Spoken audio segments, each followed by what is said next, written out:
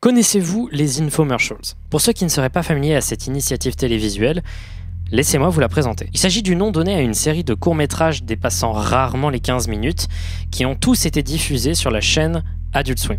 Adult Swim, c'est une chaîne de télévision parallèle à Cartoon Network, créée donc par les mêmes sociétés de production, mais qui cette fois-ci est orientée vers un public adulte. Elle est notamment connue pour ses nombreux dessins animés plus adultes, plus réfléchis, plus matures, mais également pour ses diffusions très artistiques, très contemporaines, parfois très perchées, se voulant donc comme une sorte de gigantesque théâtre d'expérimentation télévisuelle qui a tendance à plaire énormément aux gens et aux critiques. Et selon moi, une des meilleures initiatives de Adult Swim, ça reste les infomercials. Une série de courts-métrages humoristiques, surréalistes, parfois un peu creepy, créés à chaque fois par des gens différents, sans la moindre continuité. On y retrouve notamment à l'intérieur le très célèbre Too Many Cooks, une sorte de parodie des sitcoms des années 80 à 90, se voulant être un générique qui dure des plombes, qui présente à chaque fois des nouveaux personnages, mais il y a bien plus derrière ça, allez voir, c'est une pépite si vous avez un peu de connaissances en anglais. Bref, les infomercials, c'est un concept intéressant, mais à mes yeux, un de ces courts-métrages se démarque des autres.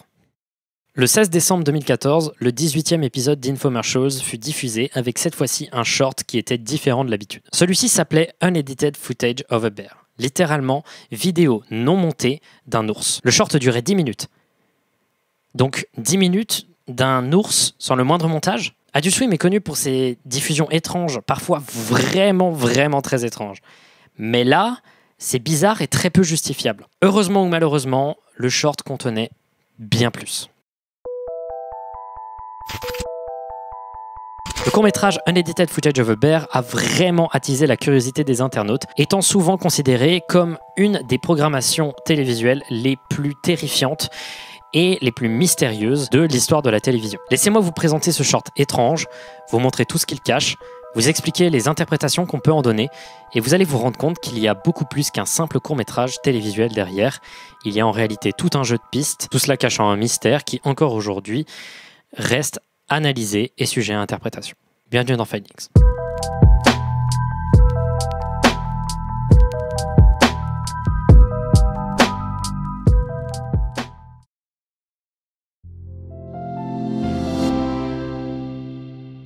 Hey! Vous vous sentez bien dans votre maison? Est-ce que vous vous sentez en sécurité? La sécurité, c'est important. Il y a 3 ans, j'étais mal. Je pleurais tout le temps. Ma femme me quittait. Regardez une photo comparative de avant et maintenant une photo de maintenant. Mais depuis que j'ai les caméras Surveillia, tout va mieux. Surveillia vous propose une large gamme de caméras de surveillance. Un technicien Surveillia ira chez vous, posera les caméras dans toutes les pièces de votre maison et mettront des puces électroniques sur les membres de votre famille. Ça marche vraiment? Excusez-moi, monsieur?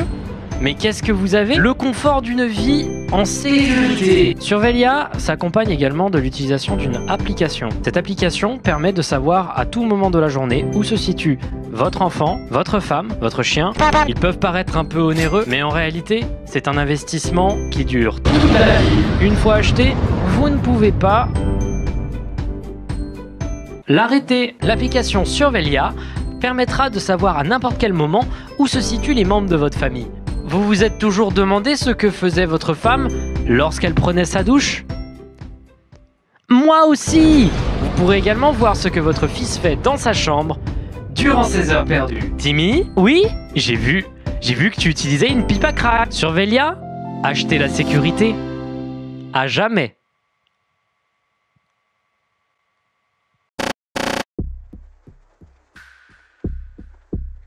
Comme je vous l'ai dit, le 16 décembre 2014, le 18e épisode d'Infomercials, Unedited Footage of a Bear, est diffusé sur Adult Swim. Nous allons d'abord commencer par une sorte de description un peu superficielle de ce qui se passe dans le short, et ensuite on va analyser un peu plus en profondeur. D'abord, il y a des choses assez importantes à dire autour de Unedited Footage of a Bear, avant même de commencer à parler du contenu vidéo de ce court-métrage. Et là, c'est le moment où je vais vous inviter à regarder Unedited Footage of a Bear par vous-même. Le court-métrage est disponible en entier sur sur la chaîne YouTube d'Adult Swim et le lien est dans la description.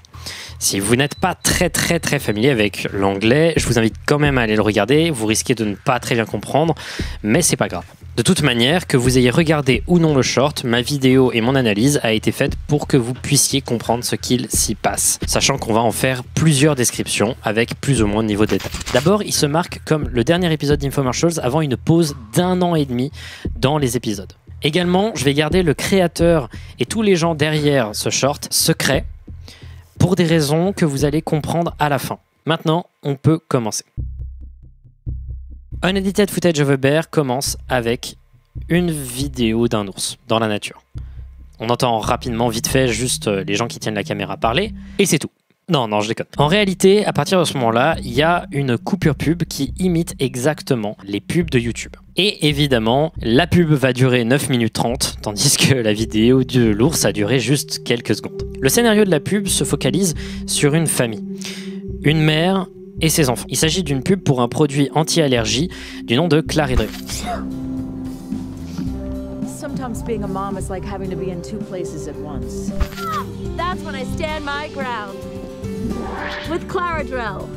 On peut voir sur la boîte du médicament qu'il est dit qu'il agit immédiatement, ne s'arrête jamais, qu'il y a des réactions sévères, qu'il est rapide, puissant, courageux, choquant. Donc évidemment, on est dans Infomercials, donc il y a des pointe d'humour, mais déjà là on peut voir des prémices de choses étranges qui se cachent. D'ailleurs, le fait que c'est un produit anti-allergie n'est vraiment pas très clair. Certes, on voit le personnage de la mère tousser au tout début de la vidéo, mais la majorité de la pub se concentre en réalité sur le stress que subit la mère, surtout avec les enfants qui représentent un peu une pression. Bref, la pub se passe avec les arguments habituels et la bêtise habituelle d'une publicité qu'on peut avoir sur ce genre de produit. À ce moment-là, la mère entre dans la voiture, ferme la porte, tandis qu'une voix commence à donner des informations légales autour de Claridril. Voici ce qu'elle dit.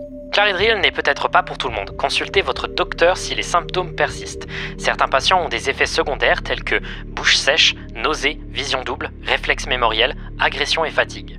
N'utilisez pas si vous souffrez de haute pression sanguine ou de dysfonctionnement neurologique. Appelez votre docteur si vous expérimentez une impossibilité de vous concentrer, une raideur musculaire, des plaies ou des difficultés pour marcher. Au fur et à mesure que la scène continue, l'ambiance passe d'une pub à juste un court-métrage, avec la voix qui lentement part de l'aspect complètement voix off pour finalement sortir de la radio de la mère.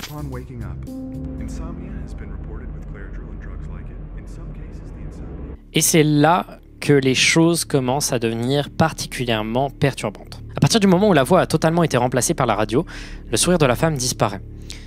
Elle prend du Claridril, puis la femme passe devant une scène très étrange.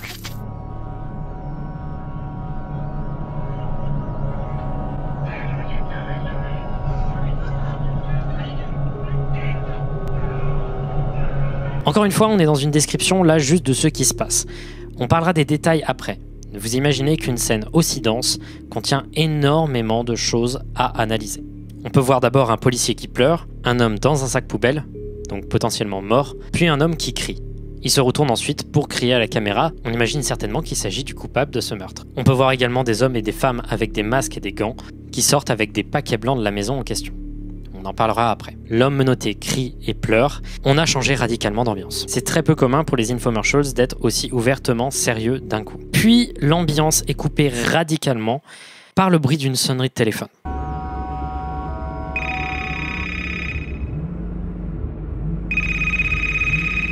Sur l'écran du téléphone, on peut voir que l'appel provient d'une personne nommée Donna. On reviendra sur qui est Donna après. L'ambiance commence à se brouiller et en roulant alors qu'elle était distraite par le téléphone, elle voit une chose jaune sur la route qui la perturbe.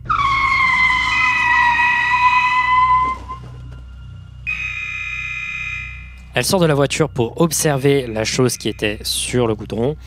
Il s'agit de la veste qu'elle porte. Puis arrive ce plan assez cauchemardesque.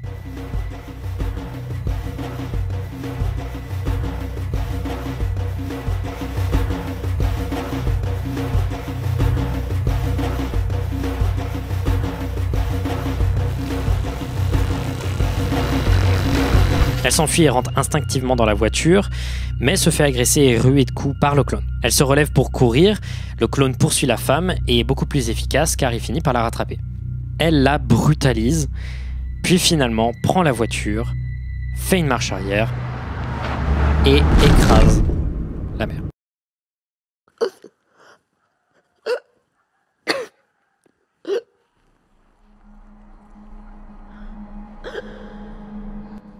Malgré tous les dégâts, la mère reste vivante, bien que extrêmement blessée. On peut voir que la mère s'approche d'une maison allumée dans le noir de la nuit.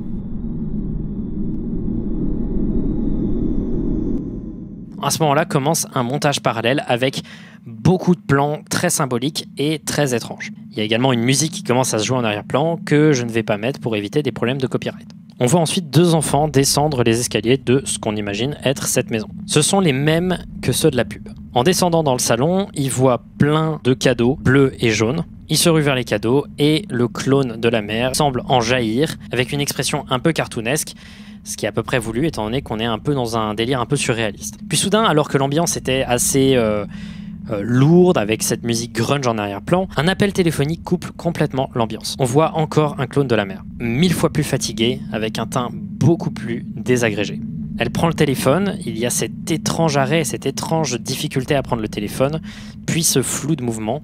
On en reparlera. Puis elle se met à parler à une certaine Donna, et on peut voir sortir du téléphone la même musique qui se jouait en arrière-plan avant.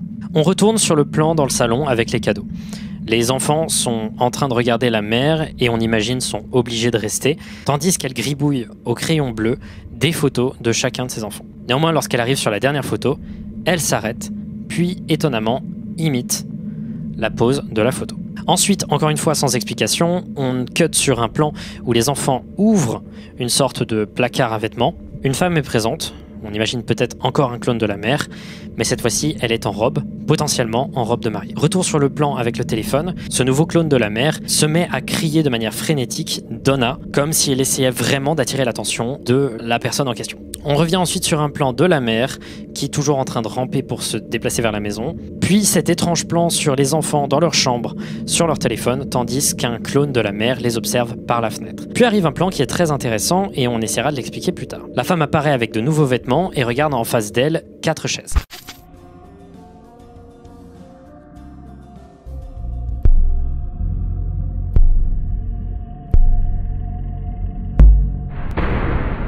Elle tire sur les 2 petites chaises, puis sur les 2 grandes chaises, et fait tomber la dernière, ce qui la fait s'enfuir. Retour sur le plan téléphone, alors que le clone continue à crier très fort Donna. Puis changement radical de plan, encore un nouveau clone. On la voit dans une sorte de structure de bois et d'aluminium, une sorte de cave. Elle a des mouvements assez incohérents, elle a l'air un peu dans un état psychotique. Puis elle se met à parler au mur, et elle dit cette phrase. So, anyway, we went out this other about 2 weeks ago, and I met this great guy. He was awesome. Anyway, we went out this other about 2 weeks ago, and I met this great guy. He was awesome. Puis elle se met à crier et faire des mouvements incohérents. Après encore un retour vers le plan téléphone, on arrive sur le plan final de la vidéo.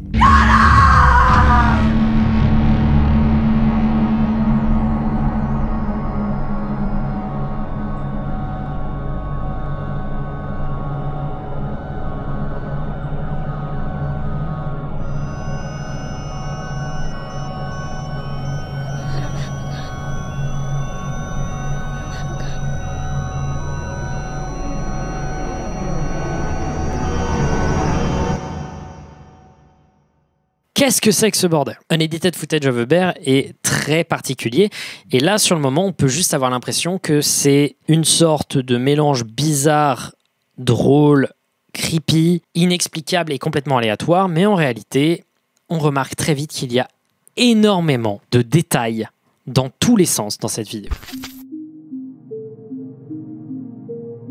D'abord, au début de la pub Claridril, il y a la première phrase qui est ce qu'on appelle un foreshadowing. C'est quand indirectement un auteur place des indices sur ce qui va se passer dans la suite de l'histoire sans pour autant que les personnages en soient conscients.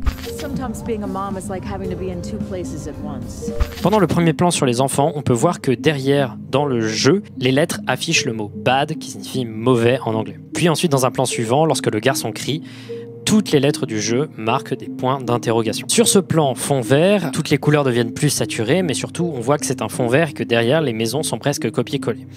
On verra pourquoi c'est important de noter ça à la toute fin de la vidéo. Puis on voit la mention à un moment d'un certain claridrill.com. On en parlera parce que ce site internet est très important et démarre une toute autre facette de ce court-métrage. Puis sur ce plan, toujours dans la pub Claridrill, on voit en arrière-plan quelque chose.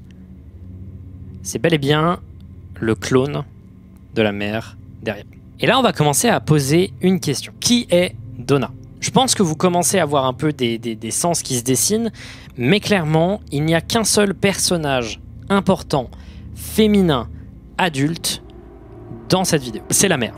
Donna, c'est le nom de la mère. À partir de maintenant, on va l'appeler Donna, et c'est quelque chose qui a été complètement acquis par la communauté de gens qui analysent ce court-métrage. Et tout de suite, beaucoup de choses vont faire beaucoup plus sens. Également, au cours de la vidéo, même quand on quitte les passages un peu pub, il va y avoir des petits textes en blanc en dessous de la vidéo qui vont constamment se jouer. C'est une sorte de moquerie, des petits textes en blanc qui défilent en dessous des pubs, qui disent plein d'informations contractuelles obligatoires, mais que l'on ne peut pas lire. Ici, ils disent des choses plutôt absurdes et plutôt drôles, comme par exemple: les risques de Claridrill devraient être comparés aux bénéfices de son utilisation. Claridrill a été prouvé comme augmentant la probabilité de l'abstinence à la prise de Claridrill pour une durée d'1 an comparé à un traitement placebo. Ça signifie que littéralement, prendre du Claridrill permet de ne pas prendre de Claridrill. Voyez nos pubs dans Table et Chaise Magazine. Bref, il y a plein de trucs drôles, mais il y a également des choses intéressantes à noter. Comme par exemple, avertissez les patients et les donneurs de soins que le patient devrait arrêter de prendre Claridrill et contacter un médecin immédiatement si agitation, hostilité, humeur dépressive et ou changement de comportement ou de réflexion sont observés, ou si le patient développe des idées suicidaires ou un comportement suicidaire. Dans plusieurs cas post-marketing, une résolution des symptômes après discontinuation de Claridrill a été reportée, bien que dans certains cas, les symptômes persistaient. Une surveillance et un support continu devraient être donnés jusqu'à la résolution des symptômes. Regardons également cette scène de crime.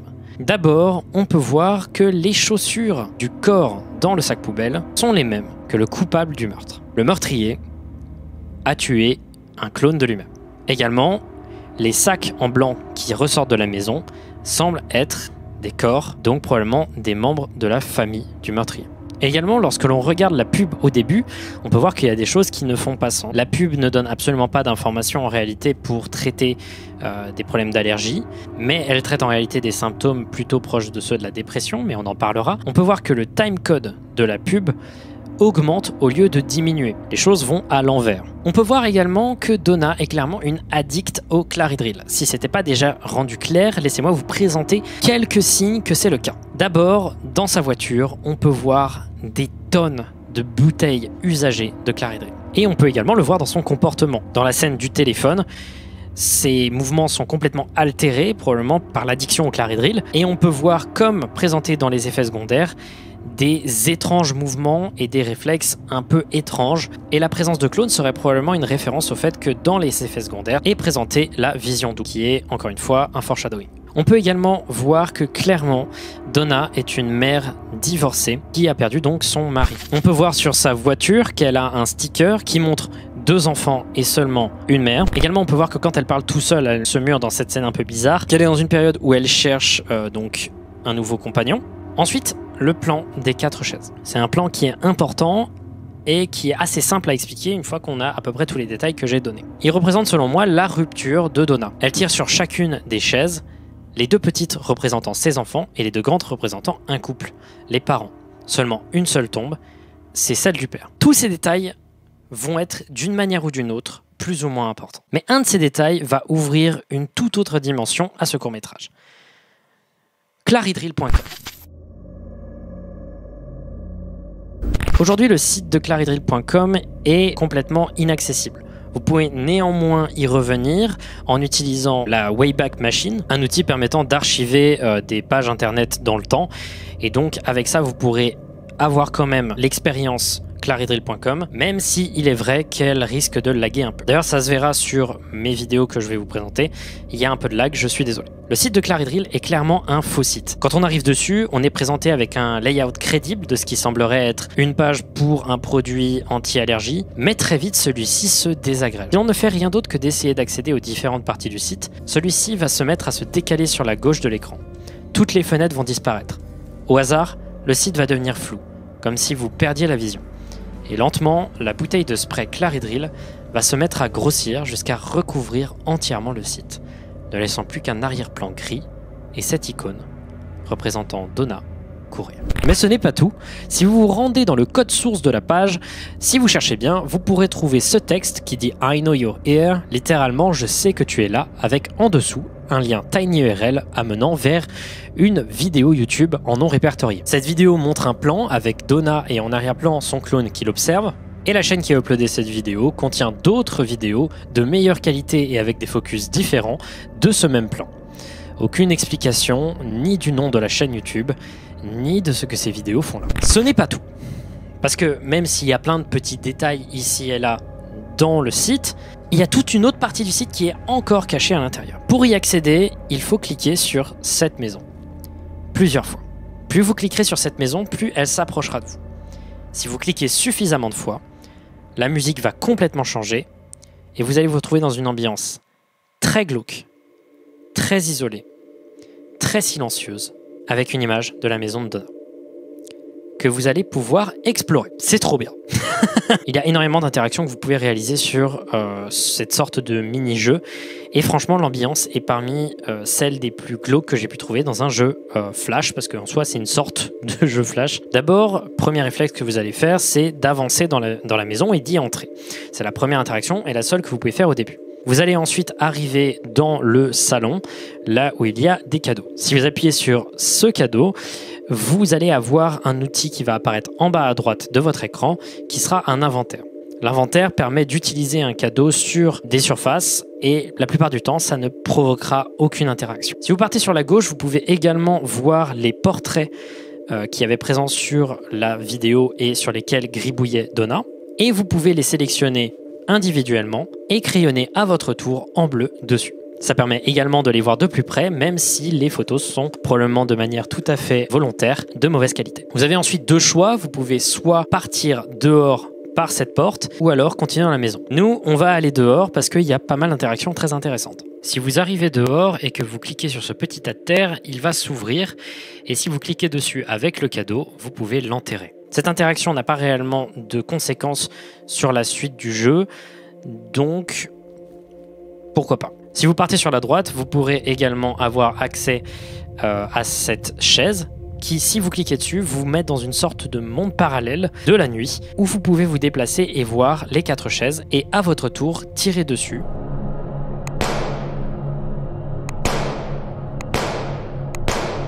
Et faire tomber éventuellement la 4e. Et l'ambiance sur le site est vraiment unique. Je vous invite vraiment à y aller avec la Wayback Machine. Je mettrai un lien dans la description. C'est assez particulier à regarder. Vous pouvez faire d'autres interactions dans le jardin, mais on ne va pas forcément trop les montrer parce que c'est des interactions qu'on peut atteindre d'autres manières. Si vous vous baladez encore dans la maison, si vous allez à l'étage, vous pourrez voir plusieurs choses intéressantes. À l'étage, il y a d'abord dans cette chambre ici, le même placard à vêtements dans lequel on voyait Donna en robe de mariée. Quand on arrive dedans, on voit cette très étrange main qui traverse le mur.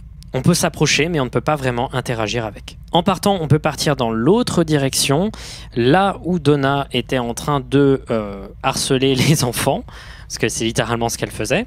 Et si on clique sur le miroir, se lance alors un gif très étrange de quelqu'un qui filme par la fenêtre cette sorte de jeu toboggan. Si on clique sur l'écran, on se retrouve en face de cette image avec cette musique.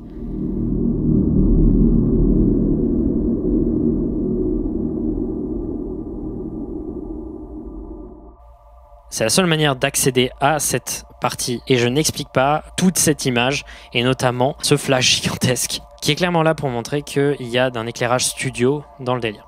Peut-être pour nous faire rappeler la pub. Très étrange. En vous baladant, vous pouvez également aller dans le sous-sol. Et dans le sous-sol, vous avez deux opportunités. Vous pouvez aller soit dans la même chambre où les enfants regardaient leur téléphone et où Donna les observait par la fenêtre. Et si vous cliquez sur la fenêtre, vous vous retrouvez exactement dans l'endroit où Donna était pour regarder les enfants de son point de vue. Vous vous retrouvez à nouveau à l'extérieur et vous pouvez à nouveau retourner dans la maison pour retourner encore en bas et aller voir la cave.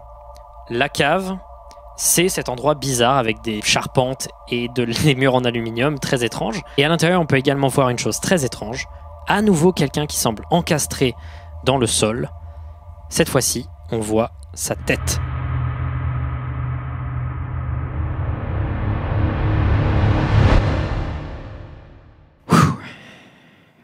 C'est space, hein, tout ça. C'est clairement étrange. Mais énormément de gens sont d'accord sur le fait que c'est quelque chose qui a énormément de sens. Prenons toutes les informations qu'on a récoltées et on va recouper ça dans une petite analyse.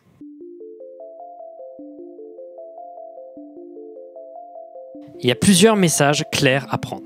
D'abord, ça se veut clairement comme une satire de la publicité et sa place clairement trop importante sur Internet. Ce qu'il faut savoir sur les infomercials, c'est qu'ils sont tous disponibles sur YouTube gratuitement. Donc, leur diffusion est à la fois pensée pour une diffusion télévisuelle, mais également pour une diffusion sur YouTube. C'est pour ça que la pub Claridril, quand elle apparaît, prenait une forme YouTube. La coupure pub YouTube vient perturber le cours de la vidéo, faite pour le repos, le calme, créant des contrastes ultra désagréables. C'est la partie drôle du court-métrage, c'est la partie évidente du commentaire que réalise la vidéo.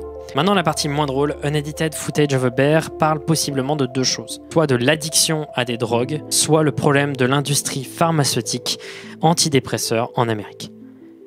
Et ça peut tout à fait être les deux en même temps. D'abord, parlons de Claridril.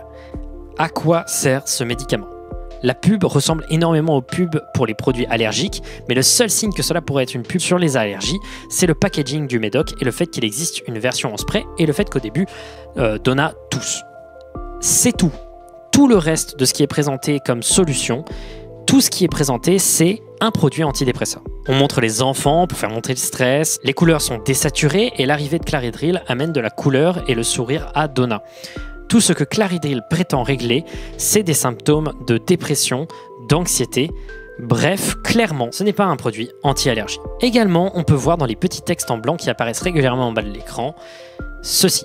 Utilisé uniquement comme indiqué. De sérieux problèmes neuropsychiatriques incluant, entre autres, dépression, idées suicidaires, tentatives de suicide et suicide complet ont été reportés chez des patients utilisant Claridril. Les effets secondaires que je viens de vous donner et énormément d'autres qui sont présentés durant le court-métrage sont des effets secondaires qu'on associe beaucoup aux médicaments antidépresseurs ISRS. Ce sont les plus communs qui sont prescrits aux gens. On y compte notamment le Prozac, le Zoloft, et personnellement, voilà, je prends du Zoloft, moi. Et en effet, les effets secondaires présentés sont présents dans la notice. Et en effet, quand on se renseigne, une des controverses autour de ce médicament, le Zoloft, c'est que pour d'assez rares cas, il a empiré les symptômes, empiré les envies suicidaires et surtout, il a été reporté comme augmentant l'agressivité et la violence. Notamment, on peut voir sur Wikipédia l'exemple du docteur Beko, qui n'avait aucun problème de violence dans le passé, mais qui a assassiné sa femme et ses enfants quelques mois après avoir commencé un traitement au Zoloft. Et cette agressivité et ces tendances un peu maniques et psychotiques, on peut les voir présentées par le clone de Donna. Attention, je vais quand même le dire, il faut éviter d'incriminer les médocs et tout ce qui est antidépresseur. Moi perso, ça m'a beaucoup aidé. C'est pas le sujet, mais il y a clairement un problème avec certains antidépresseurs et il n'y a pas assez de prévention sur d'éventuels effets secondaires. Et on parle surtout d'un type d'antidépresseur, un truc qui est très commun aux États-Unis et un peu moins en France, ce sont les antidépresseurs OTC, on the counter. Ce sont des soi-disant antidépresseurs sans prescription. Il y a deux cas. Soit c'est de l'homéopathie, et j'ai pas envie de donner mon avis car c'est un sujet controversé et j'ai pas envie de me faire des ennemis. Mais dans un autre cas, il s'agit d'accompagnement pour de vrais traitements. Ces accompagnements sont quasiment inutiles et leur efficacité peine à être prouvée. Le problème, c'est que certaines personnes confondent ces antidépresseurs OTC avec de vrais traitements et préfèrent prendre ça plutôt que d'aller voir un psychiatre, ce qui est très grave et ces substances ont souvent quelque chose en commun, des effets secondaires indésirables et souvent une petite addiction. Donc lorsqu'on voit cette scène de crime, nous voyons en réalité un autre utilisateur de Claridril qui a succombé à des pulsions que provoquait le médicament. Le fait qu'il tue lui-même peut être une métaphore de deux choses, soit c'est littéralement un suicide, soit il s'agit métaphoriquement de la personne qui succombe à la dépression et qui, du coup, cause quelque chose d'extrêmement grave autour de lui. Toute cette scène de crime, c'est encore du foreshadowing qui annonce ce qui va arriver à Donna. Expliquons tout ce qui se passe avec Donna et ses clones. Ce qu'on voit en réalité, c'est une sorte de craquage psychologique de Donna et selon moi, une tentative pour une partie lucide de la conscience de Donna de communiquer et d'empêcher les parties complètement consumée par l'addiction, de prendre le contrôle. Premier signe de craquage psychologique implicite, quand Donna rentre dans sa voiture, elle part sans ses enfants. C'est souvent un acte de négligence qui arrive à des gens victimes d'addiction. De nombreuses personnes qui ont fait des théories sur les vidéos, notamment une vidéo qu'a réalisé le youtubeur Nightmind que je vous conseille énormément, sur laquelle j'ai beaucoup basé certaines de mes explications. Beaucoup de gens se mettent d'accord pour dire que la vraie Donna, parmi tous les clones, c'est celle-là. Elle est beaucoup plus usée par l'usage de la drogue, elle est beaucoup plus amochée, on voit directement les effets d'une addiction sur son comportement et ses mouvements, et son visage beaucoup plus usé contraste carrément avec le reste des visages qu'on a pu voir, qui sont beaucoup plus fantasmés, beaucoup plus lisses, probablement une vision interne de ce que Donna pense être. Maintenant, parlons du plan final.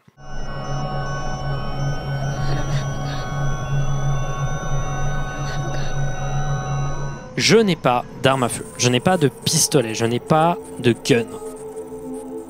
Pourquoi cette scène? J'ai une vision du truc, mais d'abord je vais brosser quelques théories, parce que ma théorie est un peu perchée. D'abord, ça peut être une référence au pistolet doigt qu'elle utilise pour shoot les chaises. Dans ce cas-là, elle aurait tué sa famille, ou du moins essayé. Et ce serait de la déresponsabilisation. Elle refuserait le fait d'avoir fait du mal à sa famille. Certains voient ça aussi comme un craquage final qui n'aurait pas forcément de sens à être analysé. Juste la manière dont elle le prononce montrerait qu'elle aurait complètement snap et qu'elle serait complètement détruite par l'usage de ces substances. Moi, j'ai une petite théorie qui est purement de la spéculation, mais que, au fond de moi, je crois être bonne. Toute la vidéo se concentre sur le cliché d'un mode de vie américain. Les maisons toutes parfaites, bien alignées, presque copier-coller, la famille parfaite américaine, papa, maman, fils, fille, surmédication alternative basée sur la spéculation, pub pour de la médication, pub cliché pleine de problèmes. Tout ici est porté sur la vie américaine et la destruction de son idéal. La famille parfaite est divorcée et la mère se drogue, avec une médecine qui ne marche pas, vendue par des pubs malhonnêtes et manipulatrices. Un seul élément reste dans la critique américaine, la vision de la violence. La représentation de la violence en Amérique est très portée sur la violence directe et pas sur les violences beaucoup plus insidieuses, surtout celles qui procurent beaucoup d'argent, notamment grâce au lobbyisme. On oublie donc toutes les violences purement issues de problèmes sociétaux, dont l'addiction, la surmédication, la négligence et la non-reconnaissance des maladies mentales. Concrètement, la défense de la mère, c'est « je n'ai pas d'arme à feu, donc je n'ai fait de mal à personne.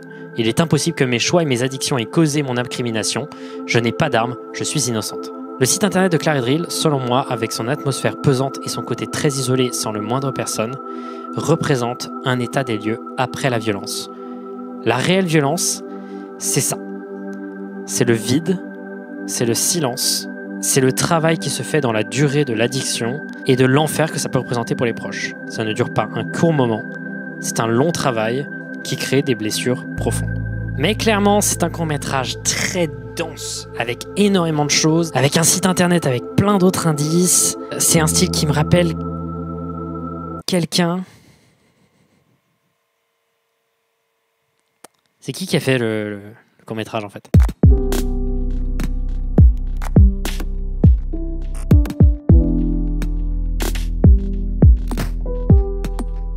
Oui.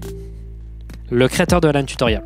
Un des sujets de vidéo que j'ai pu faire qui vous a le plus touché. Ce mec est partout. Allez voir ma vidéo sur Alan Tutorial si vous ne l'avez pas vu.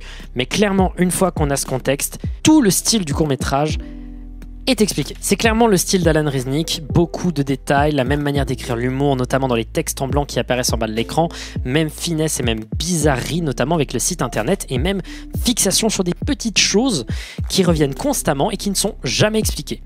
Il y a également beaucoup de références à son travail dans le passé. Le bleu représente la tristesse, comme dans Alan Tutorial. D'ailleurs, le fait qu'on prenne un cadeau bleu dans le site et qu'on puisse l'enterrer dans le jardin, selon moi, c'est une métaphore du fait de cacher les problèmes et la tristesse en la cachant dans le privé, littéralement le jardin, comme une sorte de jardin secret. C'est ma théorie. Bref, c'est clairement du Alan Resnick, et tout n'est pas nécessairement à analyser, parce que tout n'est pas nécessairement analysable, même si elles ont du sens pour le créateur. Et dans ma tête, Unedited Footage of a Bear a toujours été un préquel à This House as People in It. J'en ai parlé dans un Findings, qui est probablement le pire Findings que j'ai pu faire, comparé à l'incroyable travail que représente This House as People in It. Je n'en ai pas du tout fait une bonne présentation, mais c'est le même schéma, voilà.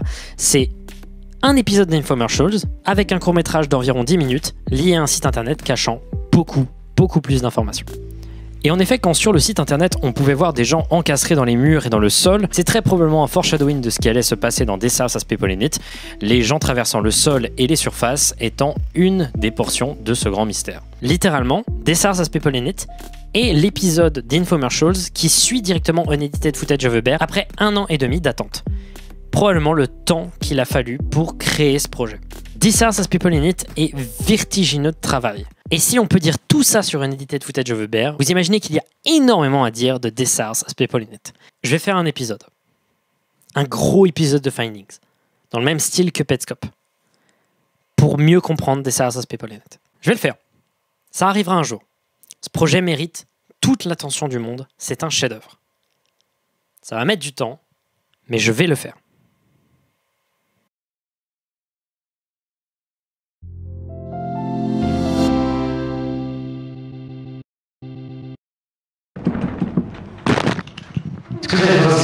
J'ai besoin de sécurité. 3 ans. Surveiller propose une grande quantité de caméras. 3.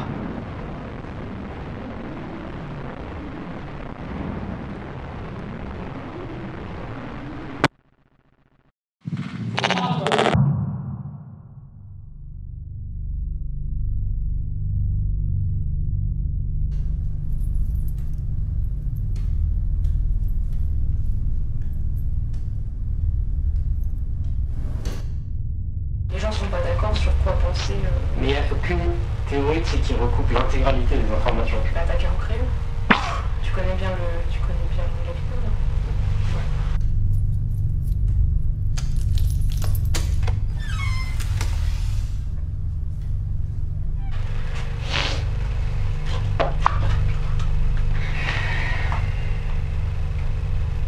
J'ai froid.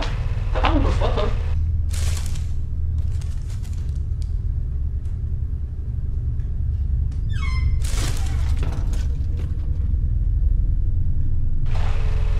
Faut vraiment que je fasse du ménage. Vas-y, sans moi.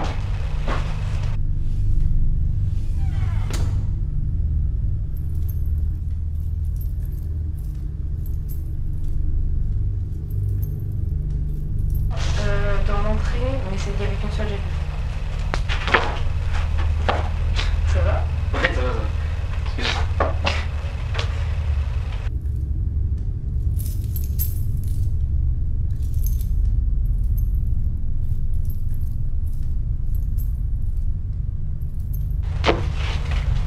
Appelle-moi s'il y a un problème. Ok.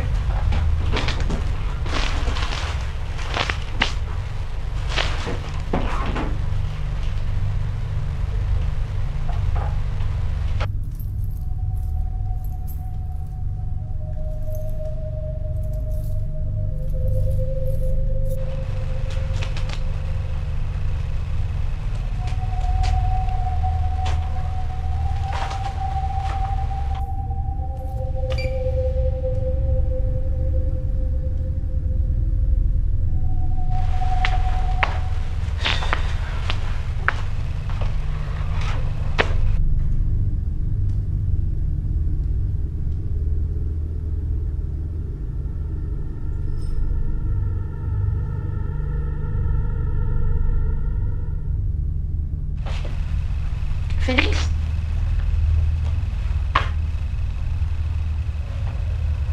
Félix, ça va?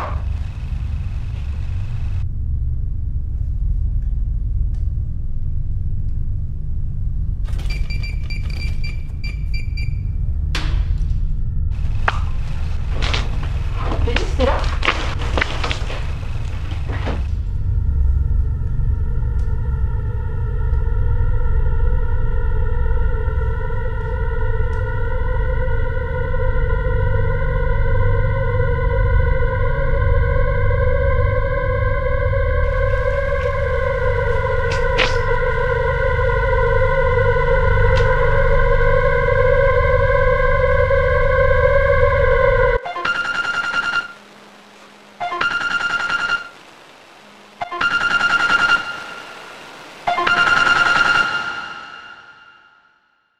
Merci beaucoup d'avoir regardé cette vidéo, j'espère qu'elle vous aura plu, elle était un peu différente de l'habitude, elle était beaucoup plus étrange, beaucoup plus détaillée, beaucoup plus artistique. J'espère qu'elle vous aura plu quand même.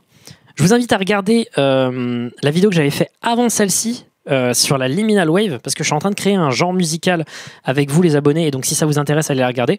Elle est moins poussée par l'algorithme YouTube, tout simplement parce que c'est pas un findings, et les gens sont abonnés sur ma chaîne surtout pour des findings. Notamment des gens n'ont pas reçu la notification de cette vidéo, donc je vous invite à regarder. C'est un projet qui peut peut-être vous intéresser, et je vais me remettre très bientôt à faire des lives régulièrement sur des trucs de Liminal Wave dès voilà, que la vidéo sera montée et postée. J'espère que voilà, cet épisode un peu plus étrange vous aura plu. Je vais me calmer pour encore une fois pour le prochain épisode des Findings. Je vais me calmer et je vais faire un truc un peu moins demandant. Et à la prochaine. J'espère que ça vous aura plu. Ciao!